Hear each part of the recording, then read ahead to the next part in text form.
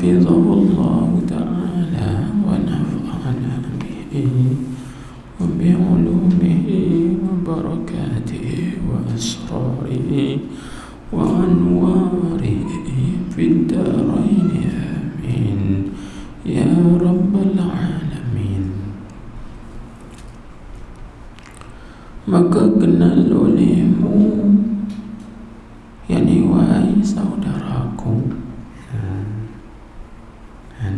ini olehmu itu khitab kepada saudaraku. Maka kenal olehmu, yakni wahai saudaraku, kenal akan Allah. Kenal akan Allah Subhanahu wa ta'ala. Maka yang dimaksudkan dengan kenal di sini ialah kenal sebagai kenal yang khasah. Maksudnya kenal dengan jalan tauhid khas.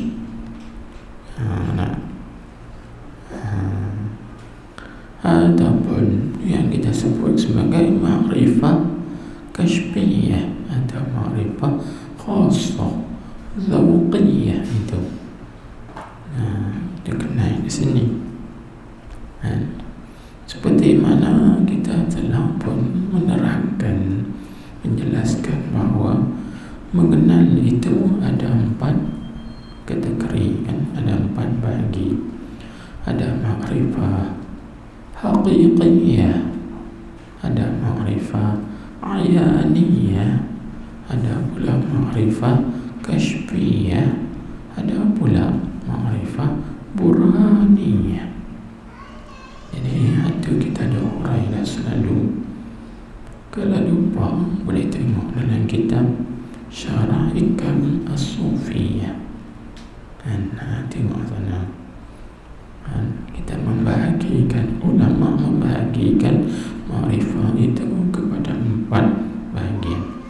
Maka yang dimaksudkan dengan ma'rifah di sini ialah ma'rifah kashfiyah, iaitu ma'rifah dengan jalan terbuka, tersingkap mata hatinya dapat mengenal Allah Ta'ala dengan mata hatinya. Di situ kenal Tuhan dengan jalan syuhud, memandang. Baik. Jadi dia kata, maka kenal olehmu akan Allah dan mintalah taqarrub kepadanya, kepada Allah. Taqarrub itu maksudnya juga mendekatkan diri kepada Allah atau mendampingkan diri kepada Allah Subhanahu wa ta'ala. Minta kepada Allah. Pasal pada suruh kita minta, kita kenal Allah. Inilah maksudnya ar-rihlah ilallah ini. Kembara atau berangkat atau berjalan kepada Allah. Maksudnya kenal Allah, minta dekat kepada Allah di sisi Allah Subhanahu wa ta'ala. Pasal apa? Kerana ya Allah itu lebih dekat denganmu daripada syurga dan lainnya, lain syurga. Maksudnya apa? Jangan kita berjalan kepada syurga, yakni jangan niat hemah kita atau niat hati kita dengan melakukan amal itu semata-mata nak syurga dan juga nikmat-nikmat di dalamnya. Jangan. Kerana kalau kita niat begitu, maka kita ini dinamakan berjalan daripada kaun kepada kaun, yakni daripada satu alam kepada satu alam yang lain, ataupun daripada satu kejadian ciptaan kepada satu kejadian ciptaan. Ada apa yang disuruh kita berjalan, iaitu berjalan kepada Sang Pencipta yang menciptakan segala kejadian tadi, iaitulah Allah Subhanahu wa ta'ala. Maka dia mari dalil katanya sabda Nabi sallallahu alaihi wasallam, al-jannatu aqrabu li ahadikum min syarakin alaihi wal haqqu aqrabu ilaika min dhalika, akhrajahu al-Bukhari. Artinya permula syurga itu lebih hampir kepada seorang kamu daripada tali kasutnya, tali kasut seorang kamu. Dan Tuhan itu lebih hampir kepada engkau daripada yang demikian itu. Demikian tali kasut tadi. Nak ambil dekat lagi. Kalau kita kata seorang itu lebih dekat kepada tali kasutnya, syurga itu lebih dekat lagi daripada tali kasut. Dan kita kata Allah Ta'ala itu lebih dekat lagi pada semua tu, lebih dekat lagi daripada kamu, tali kasut kamu, bahkan daripada syurga, lebih dekat lagi dengan kamu. Kan? Baik, maka diwamai lagi kita urailah dulu dalam kitab Imamul Arifin. Ini pun nukilan daripada situ juga sedikit kan? Dan firman Allah Ta'ala, wa nahnu aqrabu ilaihi min hablil warid, surah Qaf ayat 16. Artinya, dan kami, yakni Allah, lebih dekat kepadanya, kan, kepada seorang itu daripada urat lehernya, urat leher seorang. Tengok, urat leher seorang tu dekat dengan seorang tu, tapi Allah lebih dekat lagi daripada dekatnya urat leher seseorang itu. Baik. Jadi dekat di sini dekat dengan apa? Iaitu dekat dengan ilmu yang melazimkan bagi zat. Seperti mana kita urai dah dahulu. Baik. Jadi dengan makna apa di sini? Dengan makna Allah Ta'ala itu tiada terhijab akan dia oleh suatu pun, dan tak tersembunyi atasnya oleh yang tersembunyi. Itu. Bagaimana kita kata nak tersembunyi? Sebab semua ciptaan yang dia cipta ini ialah menunjuk di atas wujud dia.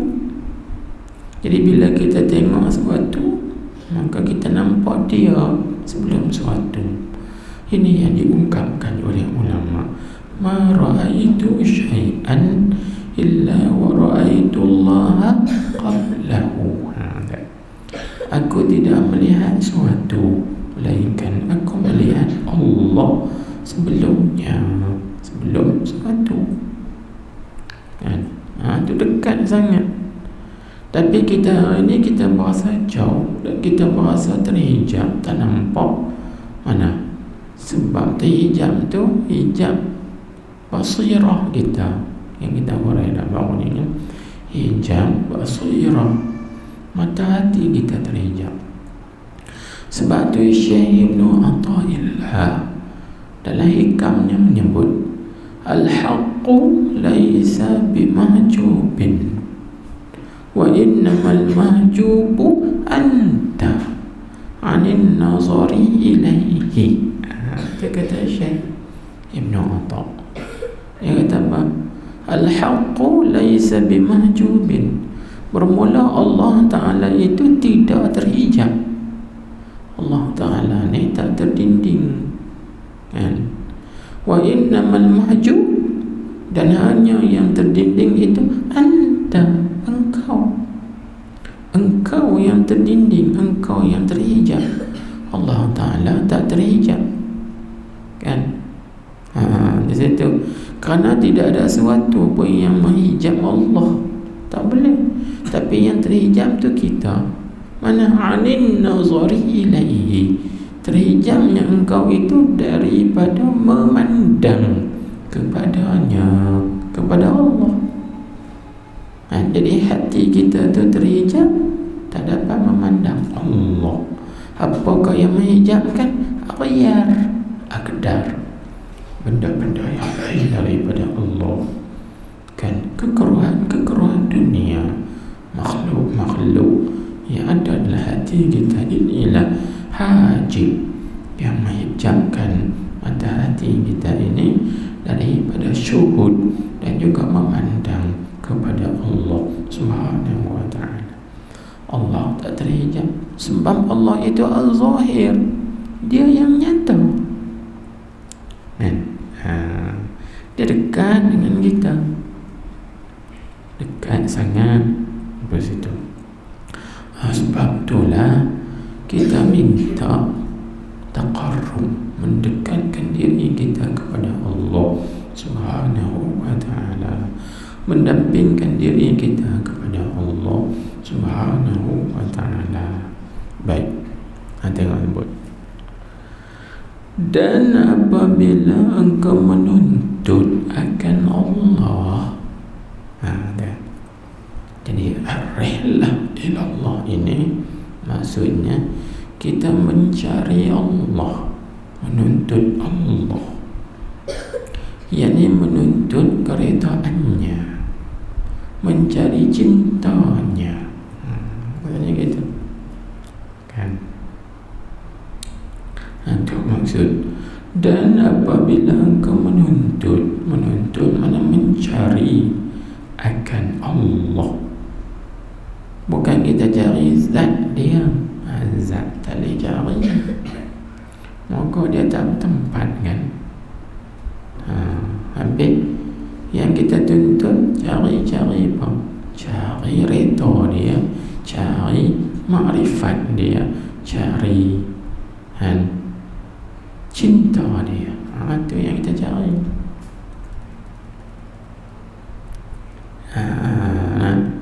Nanti disebut sini, kan?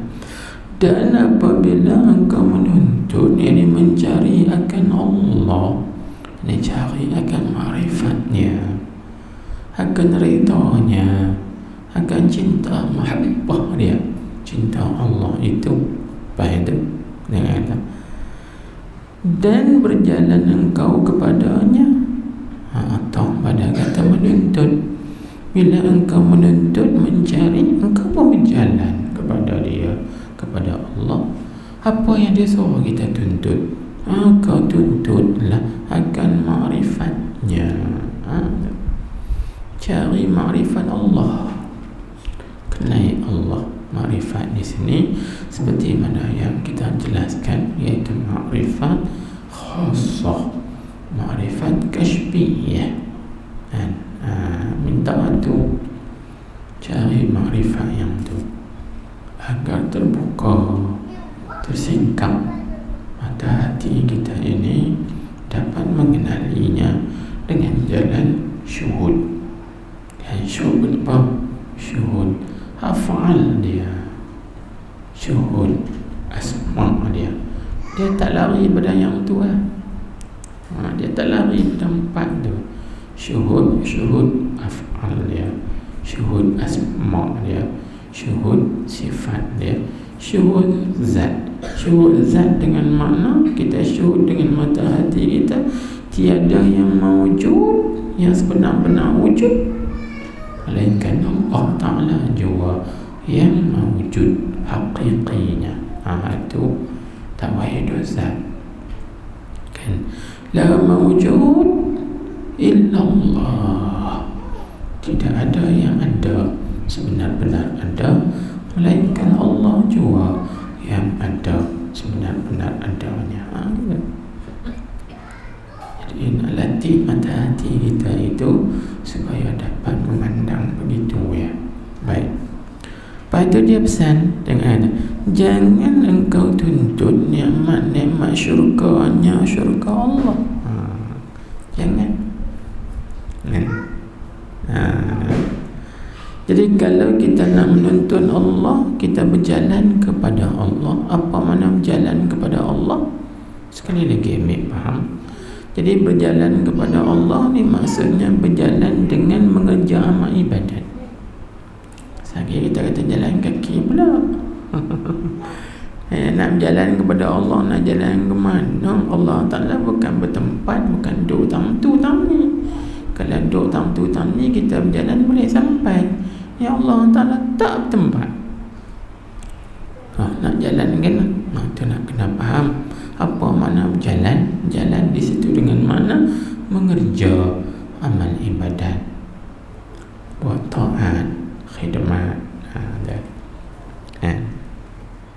Jadi apabila kita berbuat ibadat kepada Allah, itulah maknanya jalan kepada Allah. Jadi ingat, kita buat ibadat tadi nak tuntut makrifat dia. Jangan tuntut syurga, nikmat-nikmat syurganya, jangan. Itu disebut tu. Jangan engkau tuntut nikmat-nikmat syurganya. Jangan minta tu. Kan? Baik. Ini kena faham sikit. Larang di sini jangan engkau tuntut nikmat-nikmat syurganya. Ini larangan bagi siapa? Iaitu bagi orang-orang arif. Nanti kita kena faham kedudukan. Kan? Adapun bagi orang awam, maka ini tak salah. Dia kata aku buat ibadat kerana aku nak syurga. Itu bagi orang awam tak salah. Itu memang betul. Itu bagi orang awam. Jadi yang kita bincang di sini bukan martabat orang awam. Kita nak naikkan martabat daripada awam kepada khawas, daripada khawas kepada khawasul khawas. Nak bagi naik, jangan duduk tahap tu ya. Ni malam ni dah masuk dah tahun baru Hijri. Dan hamba azam kita berdekatkan diri lagi, pertingkatkan lagi amal ibadat kita kepada Allah, minta taqarrub, mendekatkan diri kita kepada Allah Subhanahu wa ta'ala. Bukan setakat baca doa akhiyatun awaitam saja, bahkan berazam, pasang azam kita, pasang niat kita sebagai aku ni tahun ni nak berazam, nak semakin dekatkan diri lagi kita kepada Allah Subhanahu wa ta'ala. Kena berazam gitu kan. Baik. Sebab tu dia kata kita tingkatkan. Jangan ini mana larangan bagi siapa? Larangan untuk orang-orang arif, orang-orang khawas dan khawasul khawas, dan orang yang tahap tinggi. Kamu jangan buat amal ibadat, niat kamu, qasad kamu jangan niat tuntut syurga. Jangan. Pasal apa dia larang? Itu kena faham pula. Kerana sebab dilarang itu kerana seorang yang mengejar amal ibadat kepada Allah, itulah ibarat berjalan kepada Allah kan? Jadi orang yang beribadat kepada Allah kerana tuntut nikmat-nikmat syurga Allah, orang ini dipanggil apa? Dipanggil dicela. Dicela. Itu dicela. Sentiasa dia dicela. Anak lain bukan anak aku. Ibarat macam dengan satu orang perempuan berkahwin dengan seorang laki-laki. Orang laki-laki berkahwin dengan seorang perempuan, kata aku nikah hang kan aku nak kata hang. Itu bagus ke tak bagus? Itu tak bagus. Itu dicela. Oh, hang nikah dengan aku kerana nak kata aku, bukan nak aku. Begitu sebaliknya, kalau seorang laki-laki berkahwin dengan seorang perempuan kaya, perempuan kaya ni pula tua, aku menikah dengan bukan nak aku, nak kata aku. Ini satu benda yang dicela kan, satu benda yang hina dipanggil dicela. Sebab niat kita salah. Walaupun nikah tu baik, Nikah tu satu perkara yang baik, itu sunnah, itu kebajikan, itu taat. Tapi niat dia berkahwin dengan seorang itu kerana nak harta, itu silapnya dia celah. Dia pun begitu. Dia amal ibadat, dia semayang, dia baca Quran, dia puasa, cantik dah amalan tu, baik. Tapi niatnya nak nikmat-nikmat dalam syurga. Itu yang silap tu. Itu yang dicela, kan? Faham tak? Yang tu beramal cantik dah, dia semayang, dia puasa, dia mengaji, dia buat itu, dia buat ini, semua kebaikan buat. Tapi dengan niat dia buat benda tu nak ni, nak apa? Nak nikmat-nikmat dalam syurga. Hatu tu di sisi orang arifin, di sisi orang yang dekat dengan Allah, maka mereka menganggap itu adalah satu kecelaan. Itu satu kecelaan. Faham tak? Dia masuk dalam kaedah tadi, mimbabi hasanatil abrar sayyiatil muqarrabin. Jangan lupa kaedah tu. Ini masuk dalam bahagian di sisi orang baik ni, mereka menganggap itu baik, betul. Tapi di sisi orang muqarrabin, orang yang dekat dengan Allah, maka mereka menganggap itu jahat. Itu panggil jahat. Jadi tu seolah Tuhan kata, orang buat ibadat kat aku ni anak syurga aku, bukan anak aku. Aku nak, hang nak aku, bukan syurga aku. Seolah gitu, seolah-olah gitu. Baik. Sebab itulah orang-orang arif, mereka berbuat ibadat kepada Allah dengan dua tujuan. Tujuan yang pertama dipanggil apa? Al-qiyam. Al-qiyam bihuquqillah, iaitu menunaikan hak-hak ketuhanan. Jadi kami buat ibadat ni kerana kami nak tunai hak kami terhadap Tuhan. Dari situ, seperti mana kata Syekh Ibn Athaillah dalam hikamnya, matlabul arifina minallah apa? Al-qiyam bihaqqi ar-rububiyyah.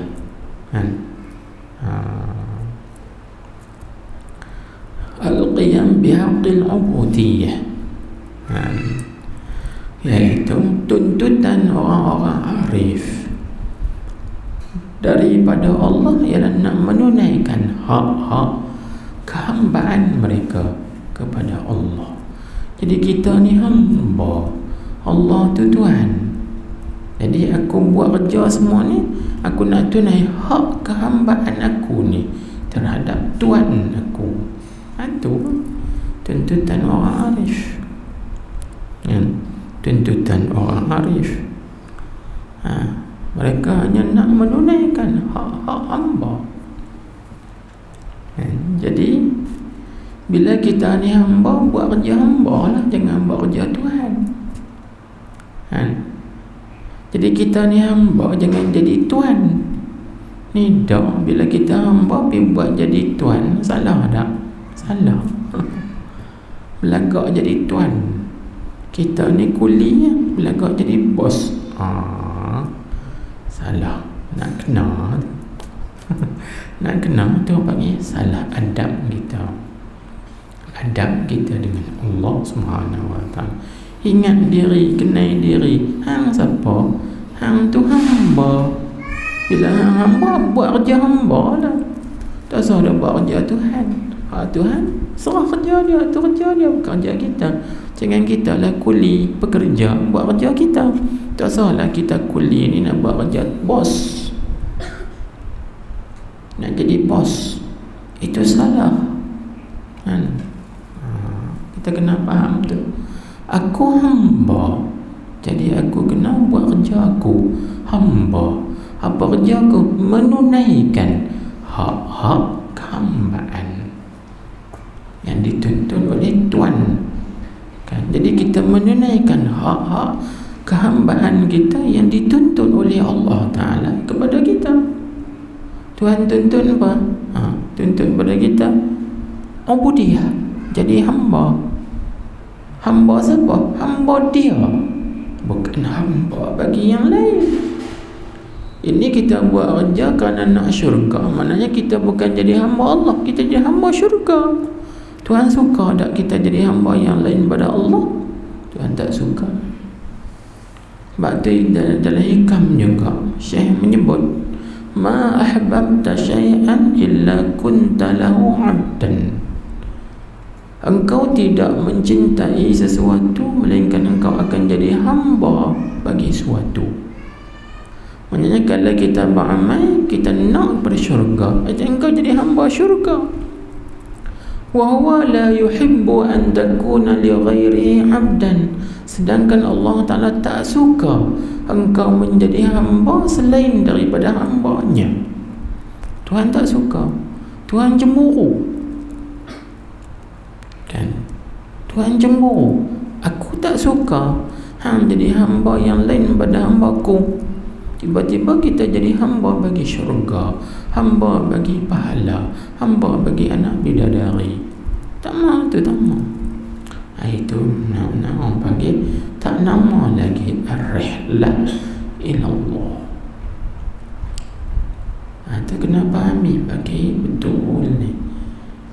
Yang nama rihlah ilallah ni, aku nak jadi hamba-Mu saja wahai Allah.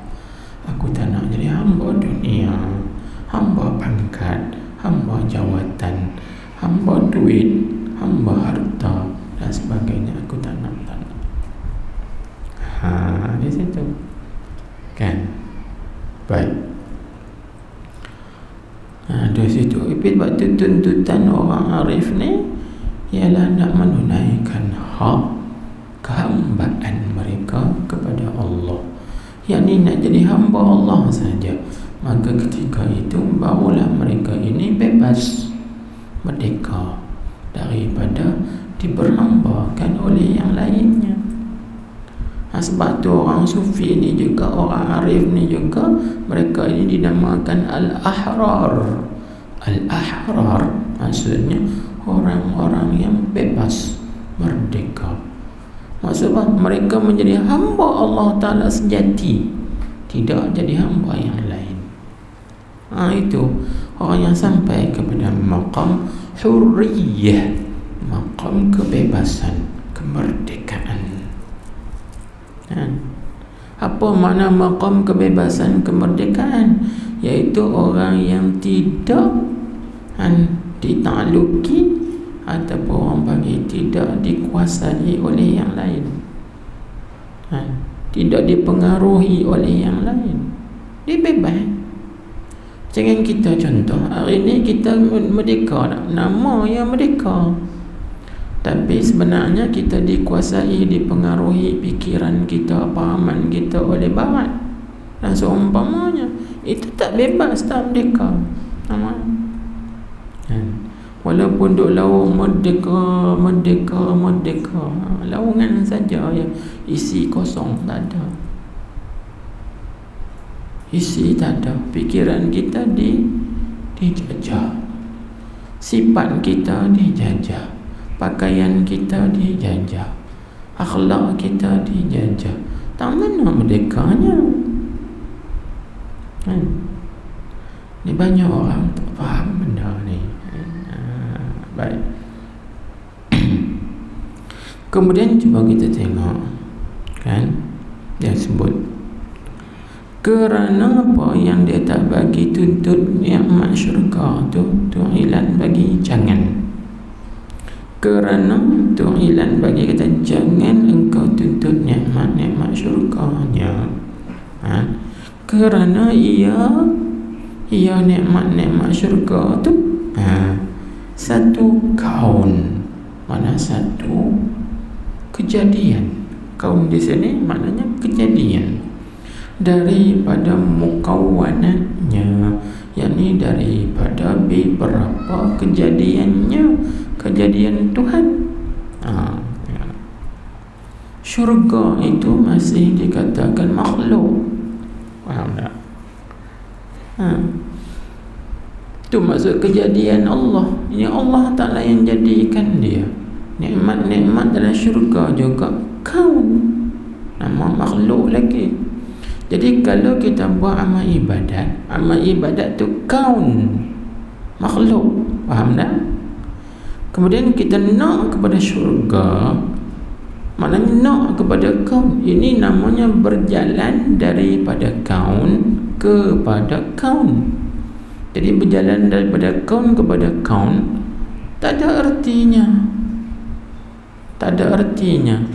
Sebab tu Syekh Ibn Atta dia umpamakan orang yang berjalan daripada kaun kepada kaun itu seumpama keldai pengisap tepung. Dia berpusing siang malam daripada tempat tu, pusing petang tu balik sampai. Tak ke mana, berpusing di situ. Jadi yang boleh apa? Penat, letih, lelah. Perjalanan tak sampai juga. Tengok keldai kan dia pusing tang tu, pusing balik sampai tang tu, pusing balik sampai tang mana? Sampai tang tu. Tak ke mana. Maka yang dituntut ke atas kita ini ialah apa? Yang dituntut ke atas kita ialah sampai kepada Allah, yang ni sampai pada makrifatnya, mahabbah dia. Faham? Itu yang dituntut. Sampai kepada keredaan dia, itu yang dituntut.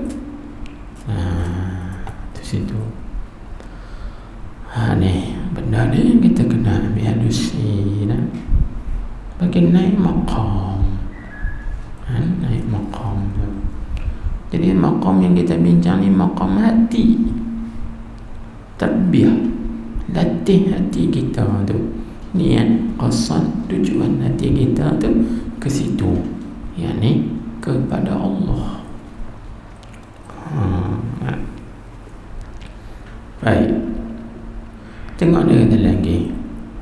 Dan kerana yang demikian itu, demikian mana? Tanda datang kata, maka tuntutlah akan ma'rifatnya. Jangan engkau tuntut nikmat-nikmat syurganya. Tanda datang tu. Dan kerana yang demikian itu, demikian tuntutlah akan ma'rifatnya. Jangan engkau tuntut nikmat-nikmat syurganya tu. Berkata Syekh Ibn Atha'illah radhiyallahu anhu, berkata dalam hikamnya, iaitu dalam kita hikam dia. Hikam tu iaitulah jamak daripada mufradnya hikmah, iaitu kata-kata hikmah. Apa makna kata-kata hikmah? Iaitu kata-kata yang mengandungi di dalamnya ilmu-ilmu yang memberi manfaat. Itu makna hikam-hikam tu, kata-kata hikmah. Sebab hikmah itu ditafsirkan oleh Imam Nawawi dengan makna al-ilmun nafi', iaitu ilmu yang memberi manfaat. Begitu juga ditafsirkan oleh para mufassirin dalam ayat yu'til hikmata man yasha' wa man yu'tal hikmata faqad utiya khairan katsira. Ayat diberikan hikmah itu kepada siapa yang Allah Ta'ala kehendaki, dan sesiapa yang Allah Ta'ala berikan kepadanya hikmah, maka berarti Allah Ta'ala memberikan kepadanya kebaikan yang amat banyak dunia dan akhirat. Jadi ulama mentafsirkan hikmah dengan makna al-ilmun nafi', ilmu yang memberi manfaat. Jadi sungguh bila kita baca kitab hikam Ibn Atta ni, kan kata-kata dia tu memang mengandungi di dalamnya ilmu-ilmu yang manfaat, yang menambahkan kita dekat kepada Allah, menggemarkan kita kepada akhirat, mensedikitkan kita kepada dunia, ilmu yang menampakkan kearifan diri kita, menterbiah diri kita sendiri bila kita mengaji kalam hikmah. Sebab tu dalam banyak-banyak kalam hikmah ulama ni, hikmah Ibn Atta yang paling banyak sekali, dia sampai 200 lebih. Orang lain tu 340, 100 lebih gitu. Tapi kalam hikmah dia yang paling banyak, dan yang paling banyak disyarahkan oleh ulama tak habis-habis.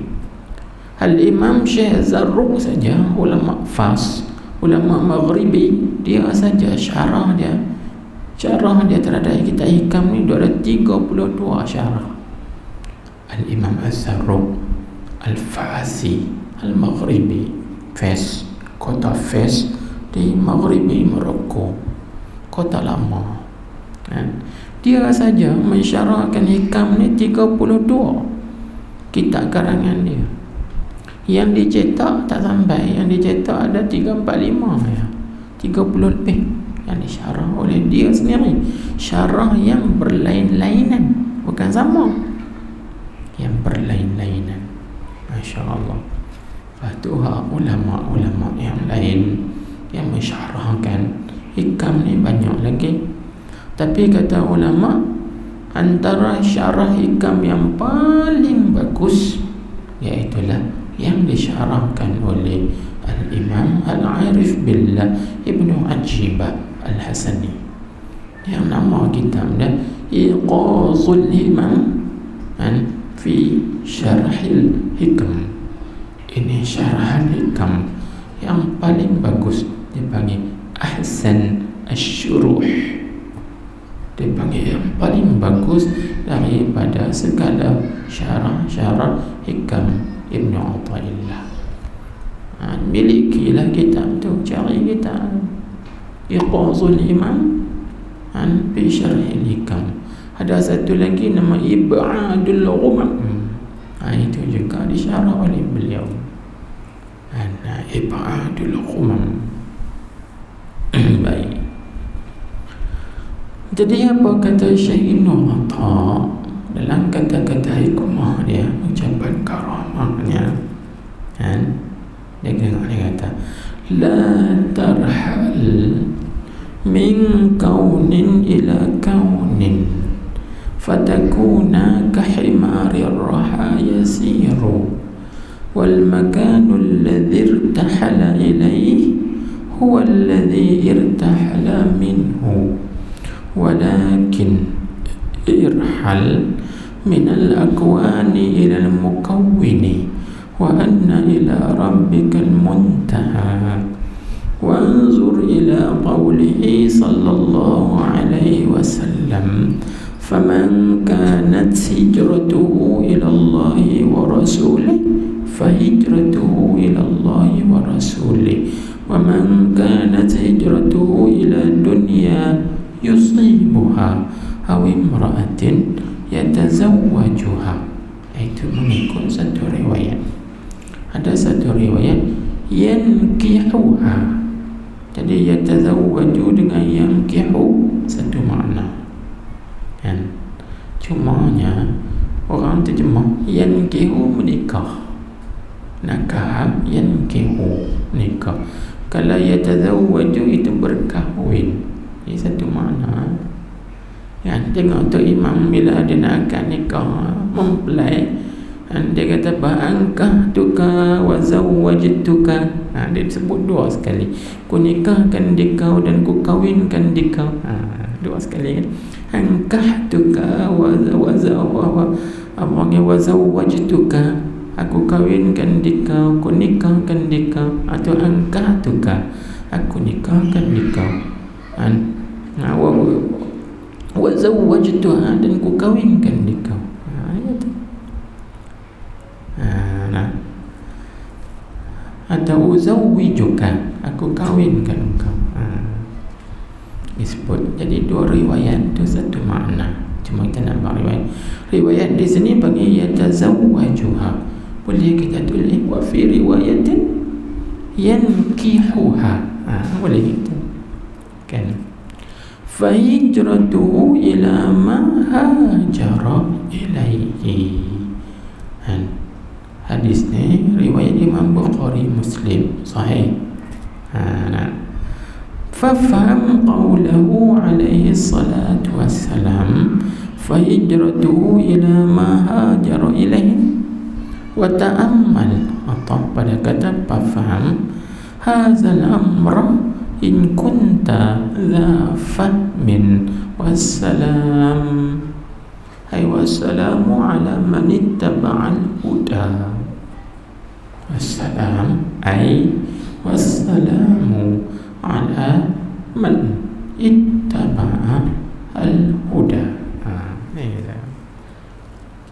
Baik, coba kita perhatikan bermakna perkataan Syekh Ibnu Atha ini. Dia ada sumber dia. Dia kata tu ada sumber dia daripada Al-Quran dan daripada hadis.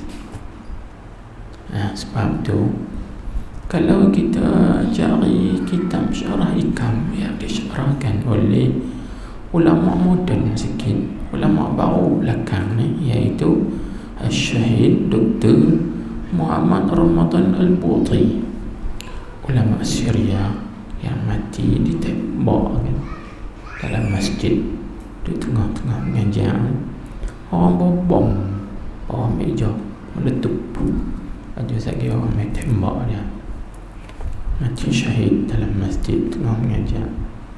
Dr. Muhammad Sa'id Ramadan Al-Buti kan, dia ada buat syarah hikam, dia ada 4 jilid, sab-sab terbaik.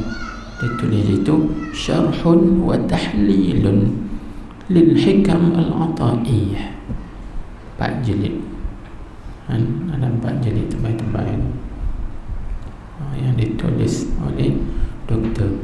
Jadi Syekh Muhammad Ramadan Buti ni dia tulis syarah hikam. Tiap-tiap satu hikam tu dia akan terang, hikam ini dia ambil daripada ayat ini, hadis ini.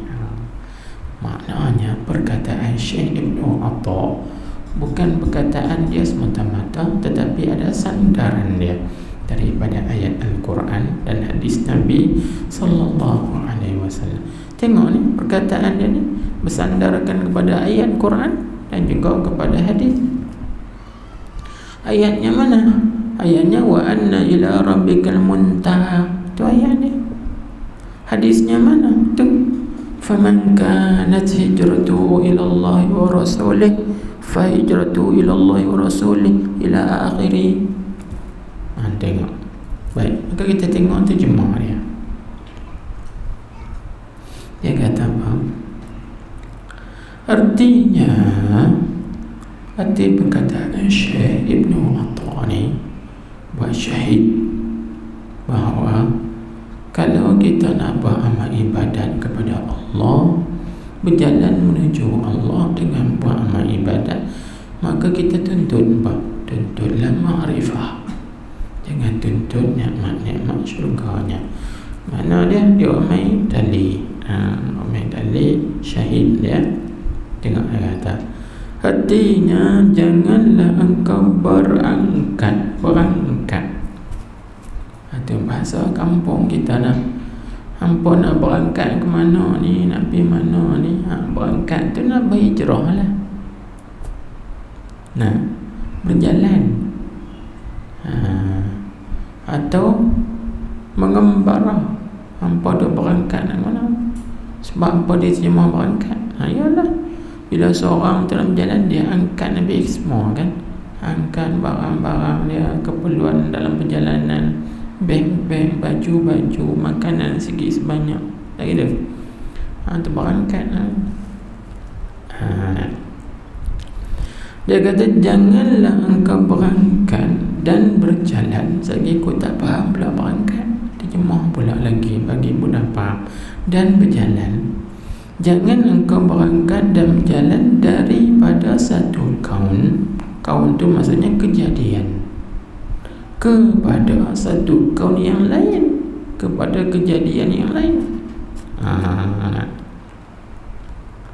Jadi kaun itu kalau kita nak buat misal contohnya, iaitu amal ibadat, taat, khidmat. Jadi amal ibadat, sembahyang, puasa yang kita lakukan ni, itu dipanggil kaun. Maknanya itu satu kejadian ciptaan Allah. Jadi jangan kita buat amal ibadat itu kita berjalan kepada satu kaun yang lain. Kaun yang lain tu maksudnya apa? Syurga atau nikmat-nikmat dalam syurga. Itu kaun. Sebab syurga itu nama kaun, itu kejadian Allah. Yang ni Allah Ta'ala menjadikan dia daripada tak ada kepada ada. Baik. Lepas tu dia tafsir lagi, kata, yang ni jangan engkau pindah daripada niat dan qasad engkau akan satu kejadian kepada satu kejadian yang lain. Jadi berjalan di sini bukan makna berjalan hissi, seperti berjalan kita dari Jitra ke Kuala Lumpur. Itu berjalan hissi. Ini berjalan sini berjalan hati. Hati dia panggil safarul qulub. Ini nama as-safar al-qalbiyyu, jalanan hati. Hati kita tu berjalan. Mana niat hati kita, qasad hati kita dengan kita buat amal ibadat tu. Jangan engkau pindahkan daripada niat dan qasad engkau akan satu kejadian kepada satu kejadian yang lain. Mana jangan kita niat kita buat ibadat tadi, jangan nak niat nak syurga, itu kejadian yang lain dengan niat begitu. Jadi kalau kita niat begitu, apa jadi? Maka menyebabkan jadi kita reti dah sebab apa dalam matan dia baca fatakuna.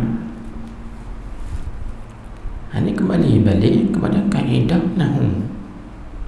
Kan tengok matan tadi sebut la tarhal min kaunin ila kaunin fatakuna.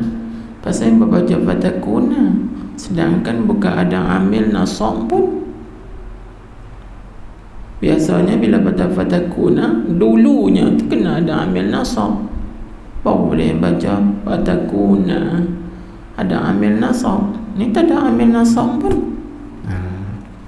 Inilah orang panggil nasab dengan masuk al-mutmarah. Kita bagi kaedah nahwu kan. Jadi fa pada kata fatakuna panggil fa sababiyah. Jadi sebab tu kita terjemah maka menyebabkan engkau, maka menyebabkan. Itu jadi menyebabkan tu mai terjemah mana? Itu kata fa pada kata fatakuna, itu fa sababiyah. Dihazamkan an mutmar yang disembunyikan tu. Jadi fatakuna jadi fasababi antakuna. Maka sebab bahawa jadilah engkau. Maka menyebabkan jadilah engkau itu. Maknanya kalau qasad niat engkau berbuat ibadat tadi ni kena kepada syurga, maka sebab ni, sebab jadilah engkau itu seperti himar, seekor keledai pengisar. Engkau tu sebiji. Kalau kita panggil sebiji, tapi boleh gagah lah. Pasal apa? Pasal syekh dia buat main kap. Ini ngaji bahasa Arab sikit, kaedah bahasa Arab. Fatakuna kahimarir raha. Dia gagah buat kap. Kalau dia buang kap tu lagi dahsyat. Kalau dia kata gini, fatakuna himarar raha, habis itu jadi tashbih balik. Tashbih balik. Sebab kaedah tashbih balik dia kena hazam dua, iaitu hazam adat tashbih dan juga hazam wajah syabah. Hanya yang disebut dua saja, musyabbah dengan musyabbah bih. Itu syarat nak jadi tashbih balik. Tashbih balik syaratnya itu. Sebab ta'rif tashbih balik iaitu ma huzifat fihi hadatut tashbih wa wajhu, iaitu barang yang dibuang pada kalimah tadi dua benda, adat tashbih dan wajah syabah. Ni boleh gagah lagi. Dia sebut juga adat tashbih iaitu kahimarir raha. Maknanya semacam dengan kaldai itu taklah semacam 100%, tapi semacam tu lebih kurang 80% lah. Nampak gitu faham tak? Kalau 100% tu panggil tashbih baligh. Jangan kita sebut hang ni lemu sebiji-sebiji, tu tashbih baligh. Kalau kita kata hang ni macam dengan lemu, boleh tahan kira. Kalau kita marah hang ni bukan macam dengan lemu tapi lembu sebiji-sebiji, tu tashbih baligh. Faham tak? Kita mengaji balaghah kan, itu penting kena mengaji balaghah tu. Sekurang-kurangnya kena mengaji kita Tuhfatul Ikhwan, Sawi Bayan dipanggil. Itu paling kurang untuk nak menguasai ilmu balaghah. Baru kita faham cantik, faham dalam pengertian dia tu. Baik. Jadi tengok dia kata bang. Dia kata maka menyebabkan jadilah engkau itu seperti himar. Dia tafsir apa himar? Seekor keledai pengisar, yakni pengisar tepung. Seperti itu pada pihak apa? Pada bahawasanya itu isyarat kepada wajah syabah. Kena tulis pada tu, itu isyarat kepada wajah syabah. Apa makna wajah syabah? Wajah syabah ni mana bentuk penyamaan atau bentuk bentuk serupa tu seperti, yakni serupa atau semacam pada pihak apa? Yakni pada pihak bahawasanya himar tu berjalan, ia himar berkeliling di sekitar pengisarnya sahaja, walhal bermula tempat yang berjalan menuju ia himar tadi kepadanya pada tempat itu ialah tempat yang ia mula berjalan daripadanya. Tafsir sekali lagi, yakni berkeliling balik kepada tempat permulaan. Dia mula di situ, pusing patah balik ke situ. Jadi tak ke mana. Faham tak? Tak ke mana. Maknanya tak ke mana, hidup pimai tang tu. Sedangkan perjalanan kita itu masih lagi jauh. Itu yang kita buat perumpamaan. Berumpama gini, siapa macam orang kampung, nikah orang kampung tu juga tak berkembang. Anak cucu tak berkembang ke mana, duduk dalam kampung tu. Orang panggil apa? Tengok orang kampung ni, nikah orang kampung tu juga. Kawan ni menikah orang sebelah rumah, ataupun menikah selang 2-3 bawah rumah, satu kampung tu juga. Duduk pimai dalam kampung tu, tak ke mana. Jadi perkembangan otak mereka tak luas. Yang mereka tahunya dalam kampung tu ya. Dunia luar mereka tak tahu. Dia berlaku di dunia lah tak tahu dah. Perkembangan tak luas ni panggil. Sebab tu bila kita nak nikah, cari orang jauh. Cari orang jauh sikit supaya perkembangan tu meluas. Situ. Sebab kata nak menikah orang jauh lagi modal banyak. Nak balik raya setahun sekali jenuh habis 3,000. Baik cari orang sebelah rumah, tak ada habis modal banyak. Kan? Gitu. Tu orang yang fikir macam tu. Orang fikir bukan fikir kami, fikir lagu lain, fikir perkembangan. Perkembangan. Di situ. Baik. Ni orang kampung fikir macam tu ya. Nikah apa je nikah sebelah rumah dah. Situ. Ini pun begitu, macam tu perumpam berjalan di situ, pusing balik pergi mai tang tu, pusing balik mai tang tu, tak ke mana. Sedangkan perjalanan kita masih lagi jauh. Nak cari redha Allah, bukan nak cari redha syurga. Redha Allah. Itu situ. Baik. Jadi itu satu bentuk tashbih, penyamaan. Kita tulis pula. Tang kata seperti seekor keledai pengisang, yang pengisang tepung pada bahawasanya itu wajah syabah yang pertama. Baik, kita tulis pula. Dan kata setengah ulama, tulis pula kita. Dan kata setengah ulama, diserupakan orang itu dengan himar pengisang tepung, diserupakan orang itu, yakni orang yang berjalan tadi, orang yang beribadah kerana syurga, nikmat-nikmat syurga itu diserupakan dengan himar, seekor keledai pengisang tepung. Diserupakan, yakni pada pihak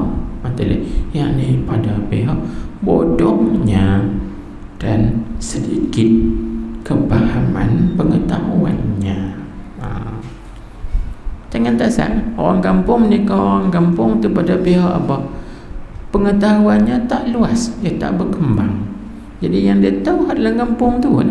Benar luar-luar tak tahu apa. Orang kampung kan. Jangan kita tanya masalah sekarang. Orang kampung tahu tak banyak dah orang mati, mayat mati COVID kena cucuk vaksin.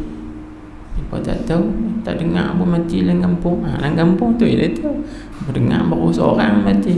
Walhal di luar sana tu 50-60 ribu orang dah mati. COVID, cucuk vaksin dan sebagainya. Sampai kontainer pun banyak dah, bom mayat susun mayat. Itu orang kampung tak tahu.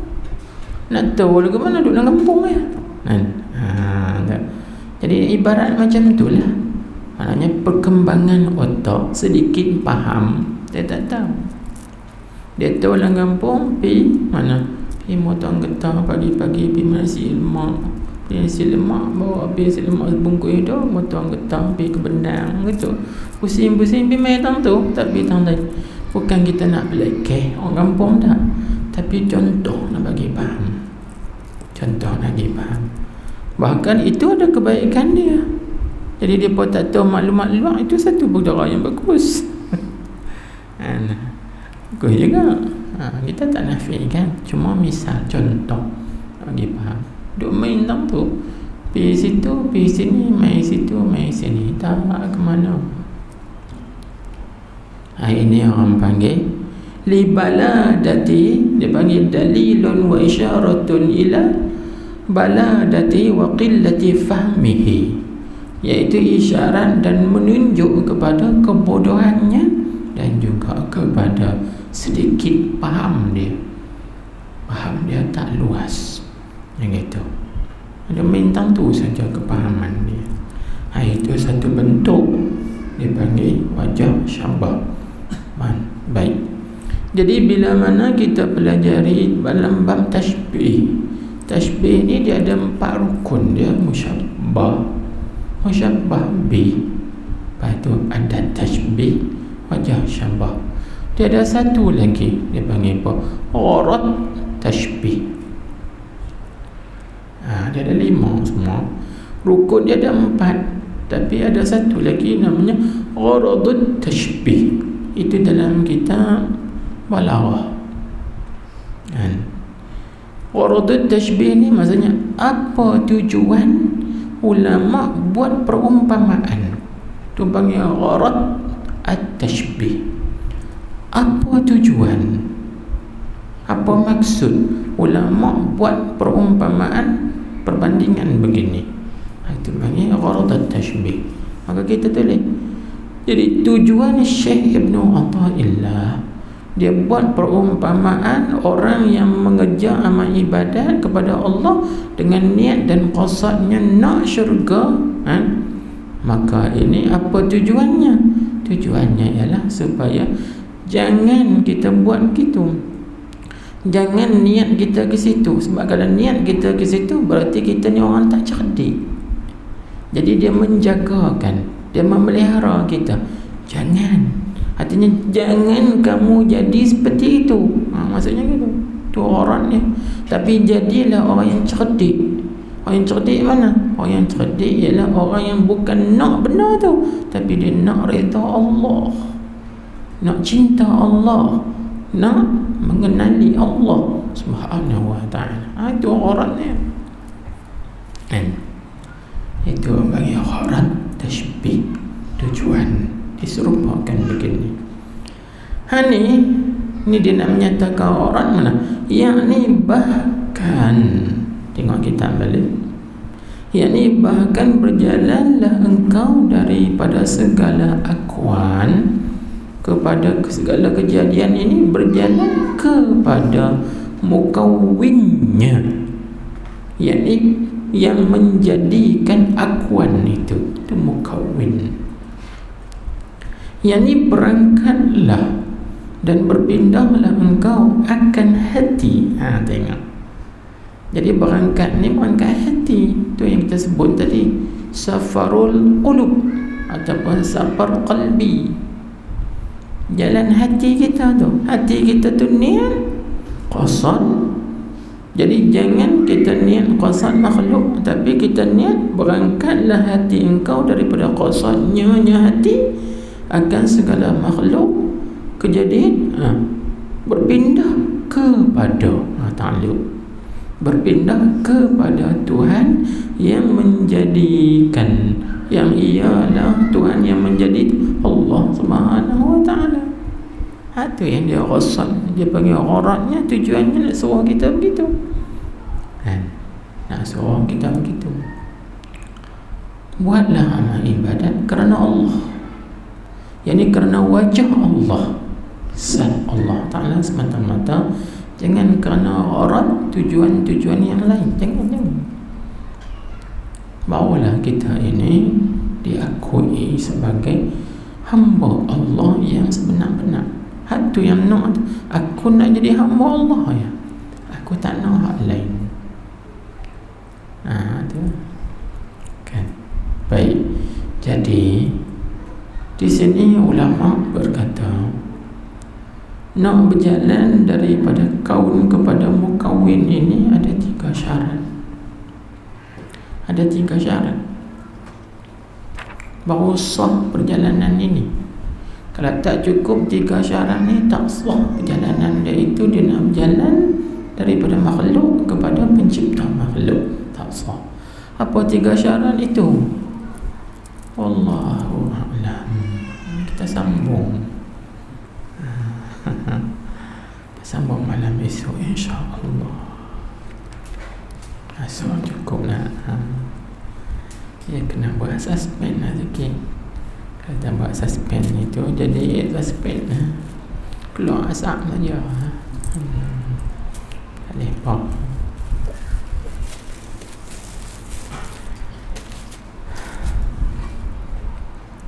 Subhanakallahumma wa bihamdik, asyhadu an la ilaha illa anta, astaghfiruka wa atubu ilaik.